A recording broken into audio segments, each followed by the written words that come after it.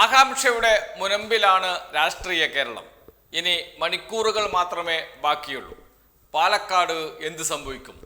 ഇതാണ് എല്ലാവരും ഉറ്റുനോക്കുന്നത്. 1,37,302 പേർ വോട്ട് ചെയ്തു. 1,37,302 പേർ. എല്ലാ മുന്നണികളും വിജയം പ്രതീക്ഷിക്കുന്നു. എല്ലാ മുന്നണികളും ആത്മവിശ്വാസത്തിലാണ്. അതാണ് ഏറ്റവും സങ്കീർണമാക്കുന്നത് ഈ തെരഞ്ഞെടുപ്പ് ഫലത്തെ. കാരണം പാലക്കാട് മണ്ഡലത്തിൽ ഒരിക്കലും CPIM ഇടതുപക്ഷം ഇത്ര ആത്മവിശ്വാസം പ്രകടിപ്പിക്കാറില്ല. അത് എന്തുകൊണ്ട്? അതാണ് പ്രധാനപ്പെട്ട ചോദ്യം. LDFന്റെ ആത്മവിശ്വാസം BJPയെയും കോൺഗ്രസിനെയും വല്ലാതെ ആശങ്കപ്പെടുത്തുന്നുമുണ്ട്. അതാണ് മറ്റൊരു കാര്യം. എന്തുകൊണ്ട് LDF ഇത്രയും ആത്മവിശ്വാസം പ്രകടിപ്പിക്കുന്നു? അത് കഴിഞ്ഞ ദിവസം CPIM ജില്ലാ സെക്രട്ടറി EN സുരേഷ് ബാബു വാർത്താ സമ്മേളനം നടത്തി പറഞ്ഞിരുന്നു. 10 ഘടകങ്ങൾ, ആ 10 ഘടകങ്ങൾ ഞങ്ങൾക്ക് അനുകൂലമാകും എന്ന്. അത് സംബന്ധിച്ച് കഴിഞ്ഞ ദിവസം ഒരു വീഡിയോ ചെയ്തിരുന്നു. 3 പഞ്ചായത്തുകൾ, ഒരു നഗരസഭ. അതാണ് പാലക്കാടിൻ്റെ ഒരു ഭൂമിശാസ്ത്രം. ഈ 3 പഞ്ചായത്തുകളിലും ഒരു നഗരസഭയിലും 2021 LDFന് കിട്ടിയ വോട്ടുകൾ, ആ വോട്ടുകളിൽ നിന്ന് എത്ര വോട്ടുകൾ കൂടുതൽ നേടണം വിജയിക്കാൻ? അത് നേടുമോ LDF? നേടുമെന്ന് LDF നേതാക്കൾ പറയുമ്പോഴും ഒരിക്കലും നടക്കില്ല എന്ന് എതിർപക്ഷവും പറയുന്നു. ആ വോട്ടുകൾ നേടിയാൽ, ജയിക്കുന്ന വോട്ടുകൾ, LDF പ്രതീക്ഷിക്കുന്ന വോട്ടുകൾ നേടിയാൽ പാലക്കാടിനെ സംബന്ധിച്ച് അത് പുതുചരിത്രമാകും. വട്ടിയൂർക്കാവ് ആവർത്തിക്കും എന്നാണ് LDF നേതാക്കൾ പറയുന്നത്. വട്ടിയൂർക്കാവല്ല പാലക്കാട് എന്നത് മറ്റൊരു കാര്യം. കാരണം വട്ടിയൂർക്കാവ് ഒരു നഗരമണ്ഡലമാണ്, പൂർണ്ണമായും നഗരത്തിനകത്തുള്ള മണ്ഡലമാണ്. അതുകൊണ്ട് തന്നെ ഫ്ലോട്ടിംഗ് വോട്ടുകളുടെ എണ്ണം കൂടും. പക്ഷേ പൂർണ്ണമായും ഒരു നഗരമണ്ഡലമല്ല പാലക്കാട്. നഗരസഭ ഉൾപ്പെടുന്നുണ്ട് എങ്കിലും 3 പഞ്ചായത്തുകൾ തികച്ചും ഗ്രാമീണമായ അന്തരീക്ഷമുള്ള 3 പഞ്ചായത്തുകൾ. അതുകൊണ്ട് തന്നെ ഫ്ലോട്ടിംഗ് വോട്ടുകളുടെ എണ്ണം കുറവാണ്. അതുകൊണ്ട് വട്ടിയൂർക്കാവ് ആവർത്തിക്കും എന്ന ആത്മവിശ്വാസം LDF നേതാക്കൾക്ക് ഉണ്ട് എങ്കിലും അത് അവർ പ്രതീക്ഷിക്കുന്ന ഇടത്തേക്ക് എത്തുമോ എന്ന ചോദ്യം അവശേഷിക്കുന്നുണ്ട്. എന്നിരുന്നാലും 3 പഞ്ചായത്തുകളും ഒരു നഗരസഭയും 2021 LDFന് ലഭിച്ച വോട്ടുകൾ, BJPക്കും UDFനും ലഭിച്ച വോട്ടുകൾ, അതിൽ നിന്ന് എങ്ങനെ മുന്നോട്ട് കുതിക്കണം LDF ജയിക്കണമെങ്കിൽ? അതാണ് ഒരു ചോദ്യം. അതിനുള്ള ഉത്തരമാണിത്. 2021 27,905 വോട്ടുകളാണ് UDF നേടിയത്. 27,905. ഒന്നാം സ്ഥാനത്തെത്തിയ BJPക്ക് ലഭിച്ചത് 34,143 വോട്ടാണ്. 34,143 വോട്ട്. ഈ ശ്രീധരനാണ്, മെട്രോമാനാണ് സ്ഥാനാർത്ഥി. നിഷ്പക്ഷ വോട്ടുകൾ, നഗരത്തിലെ നിഷ്പക്ഷ വോട്ടുകൾ പൂർണ്ണമായും ഈ ശ്രീധരൻ സമാഹരിച്ചിരുന്നു. അപ്പോഴും ലഭിച്ചത് 34,143 വോട്ടുകളാണ്. ആ വോട്ടുകൾ ഇത്തവണ ഒരിക്കലും C കൃഷ്ണകുമാറിന് ലഭിക്കില്ല. കഴിഞ്ഞ ലോക്സഭാ തെരഞ്ഞെടുപ്പ് നമ്മുടെ മുന്നിൽ അനുഭവമുണ്ട്. കഴിഞ്ഞ ലോക്സഭാ തെരഞ്ഞെടുപ്പിൽ 497 വോട്ടിൻ്റെ ലീഡ് മാത്രമാണ് ഉണ്ടായിരുന്നത് C കൃഷ്ണകുമാറിന്. അത് ഈ ശ്രീധരന് ലഭിച്ച 6,239 വോട്ടുമായി താരതമ്യം ചെയ്യുമ്പോൾ വളരെ വളരെ ചെറുതാണ് എന്നർത്ഥം. ഈ ശ്രീധരന് ലഭിച്ച മെട്രോമാൻ എന്ന നിലയിൽ, ഒരു ടെക്നോക്രാറ്റ് എന്ന നിലയിൽ ലഭിച്ച വോട്ടുകൾ ഇത്തവണ രാഹുൽ മാങ്കൂട്ടത്തിന് ലഭിക്കില്ല, C കൃഷ്ണകുമാറിന് ലഭിക്കില്ല. ആ വോട്ടുകളിൽ വലിയ പ്രതീക്ഷയുണ്ട്. LDFന് 2021 ലഭിച്ച 16,455 വോട്ടുകൾ, ആ 16,455 വോട്ടുകൾ ഒരു 25,000 എങ്കിലും ഉയർത്തിയാലേ ഇത്തവണ LDFന് വിജയ സാധ്യതയുള്ളൂ. 16,455 നിന്ന് 25,000 എന്ന് വെച്ചാൽ ഏകദേശം 8,000 അധികം വോട്ടുകളുടെ വർധന നഗരത്തിലുണ്ടാകണം. കഴിഞ്ഞ തവണ 20% വോട്ട് മാത്രമാണ്, മൊത്തം പോൾ ചെയ്തതിൻ്റെ 20% വോട്ട് മാത്രമാണ് LDFന് ലഭിച്ചത്. അത് ഇത്തവണ വർദ്ധിപ്പിക്കാൻ കഴിയുമെന്ന ആത്മവിശ്വാസം CPI നേതാക്കൾ പ്രകടിപ്പിക്കുന്നുണ്ട്. ആ ആത്മവിശ്വാസം ശരിയായാൽ, അതൊരു 25,000 എങ്കിലും എത്തിയാൽ സ്വാഭാവികമായും LDFന് വിജയസാധ്യത വർദ്ധിക്കും എന്നർത്ഥം. എന്ന് വെച്ചാൽ നഗരസഭയാണ് ഏറ്റവും നിർണായകം. നഗരസഭയിലെ വോട്ട് വർധന അത് LDFന് മുന്നിലെ ഏറ്റവും വലിയ ടാസ്ക്കാണ്. കാരണം നഗരത്തിൽ LDF 3-ാം സ്ഥാനത്താണ്. അവിടെ നിന്നും ഒരു 2-ാം സ്ഥാനത്തേക്ക് എങ്കിലും എത്താൻ, അതല്ലെങ്കിൽ വോട്ട് വിഹിതം നന്നായി വർദ്ധിപ്പിക്കാൻ കഴിഞ്ഞാൽ മാത്രമേ സംശയം വേണ്ട LDFന് വിജയമുണ്ടാകുകയുള്ളൂ, വിജയമുറപ്പിക്കാൻ കഴിയുകയുള്ളൂ. അതിലേക്ക് നീങ്ങും എന്ന വിശ്വാസം, അതാണ് LDF നയിക്കുന്നതെങ്കിൽ ഒരിക്കലും നടക്കില്ല എന്നാണ് BJPയും അതേപോലെ UDFും പറയുന്നത് അതാണ് അവരുടെയും ആത്മവിശ്വാസം. ഇനി മറ്റു പഞ്ചായത്തുകൾ എടുത്തു നോക്കൂ. പിരായിരി പഞ്ചായത്തിൽ UDFിന് ഏറ്റവും കൂടുതൽ വോട്ട് ലഭിച്ച പഞ്ചായത്തുകളിൽ ഒന്നാണ്. 2021 12,815 വോട്ടാണ് ലഭിച്ചത്. 12,815 വോട്ട്. 6,355 വോട്ട് BJPക്കും 6,614 വോട്ട് LDFിനും. എന്ന് വെച്ചാൽ LDFും BJPയും തമ്മിൽ കൂട്ടിയാൽ മാത്രമേ UDFിന്റെ വോട്ടിലേക്ക് എത്തൂ എന്നർത്ഥം. അത്രമാത്രം ശക്തി കേന്ദ്രമാണ് UDFിനെ സംബന്ധിച്ച് പിരിയാരി.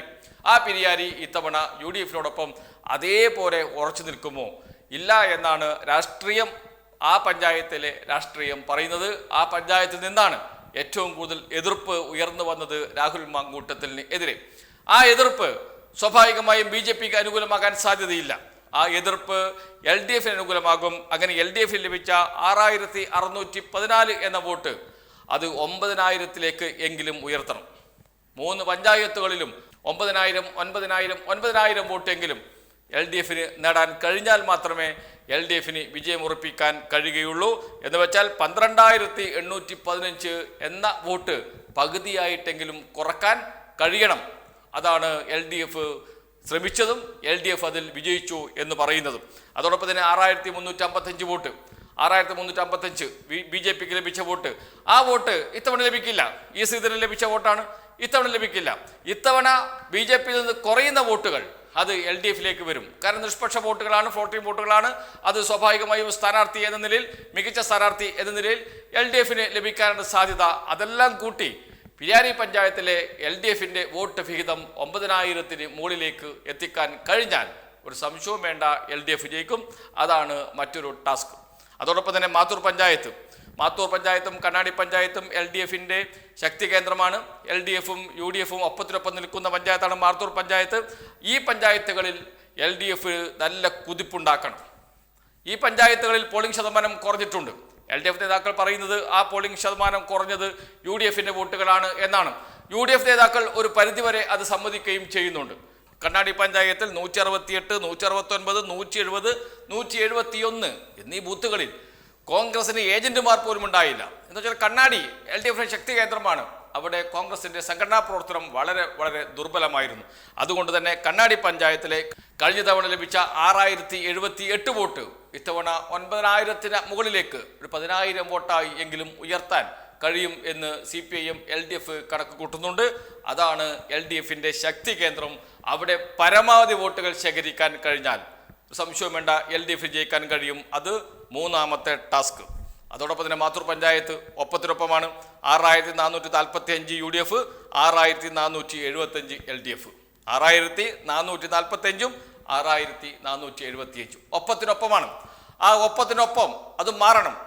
അത് മാറും എന്ന് LDF പറയുന്നതിൻ്റെ അടിസ്ഥാന കാരണം എന്താണ്? പോളിംഗ് ശതമാനത്തിലെ കുറവാണ്. LDF കേന്ദ്രങ്ങളിൽ നല്ല പോളിംഗ് ഉണ്ടായിരുന്നു. പിരാരി പഞ്ചായത്തിലും കണ്ണാടി പഞ്ചായത്തിലും ഉണ്ടായ അതേ അവസ്ഥ തന്നെ മാത്തൂർ പഞ്ചായത്തിലുമുണ്ട്. അവിടെയും വലിയ നേട്ടമുണ്ടാക്കാൻ കഴിയും എന്നാണ് LDF കേന്ദ്രങ്ങൾ കണക്ക് കൂട്ടുന്നത്. പക്ഷേ മറ്റൊരു കാര്യം ചിന്തിക്കണം. BJPയെ സംബന്ധിച്ച് അടിസ്ഥാന വോട്ട് 34,143 വോട്ടുണ്ട് നഗരസഭയിൽ. അത് നിലനിർത്തിക്കൊണ്ട് ചെറിയ മുന്നേറ്റം പഞ്ചായത്തുകളിൽ ഉണ്ടാക്കി കഴിഞ്ഞാൽ അവിടെ വിജയിക്കാൻ എളുപ്പത്തിൽ BJPക്ക് കഴിയുമെന്ന രാഷ്ട്രീയ സാഹചര്യവും കൂടിയുണ്ട്.